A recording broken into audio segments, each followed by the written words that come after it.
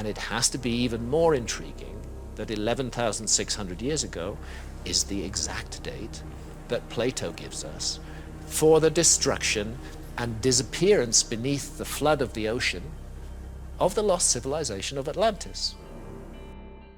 This hypothesis is further backed up by an independent study featuring over 20 authors, which finds evidence for meteor or comet impacts on 4 different continents: North America, South America, Europe, and Western Asia, from about 12,800 years ago, in the form of nanodiamonds, spherules, and melt glass consistent with meteor impact.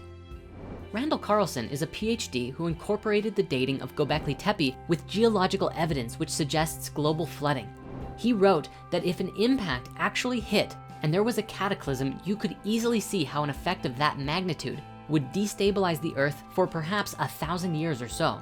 It's after this window of time that the Younger Dryas geological records shows an abrupt change in climate that we date Göbekli Tepe.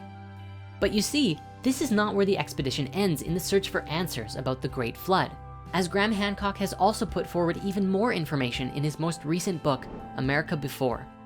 His new work focused on various kinds of evidence from the Americas, mostly from the mound building cultures of the Mississippi River Valley and exploring the sacred geometry of the Amazonia, bringing to light some connections that seem to indicate that the occupation of the Americas was much earlier than is currently thought, and even appears to share some common concepts in ideology to that of the ancient Egyptians. Now, before we go any further, we should point out that the occupation and colonization of the Americas is a hugely controversial topic and has been described as one of the most agitated, fierce, and fruitless debates in modern archaeology. In fact, there are sites such as the Bluefish Caves and the Old Crow Flats, which demonstrate human habitation in the Americas thousands of years before previously thought, and thus were met with fierce scrutiny. So it's no surprise that Hancock's work is often met with instant rejection. Now, Graham theorizes that a precursor civilization, which he argues were found in the Americas, were wiped out by global flooding, and the survivors of which helped to seed later mythological stories. This idea is made even more interesting by the evidence of dramatic sea level rises during or just before the Younger Dryas.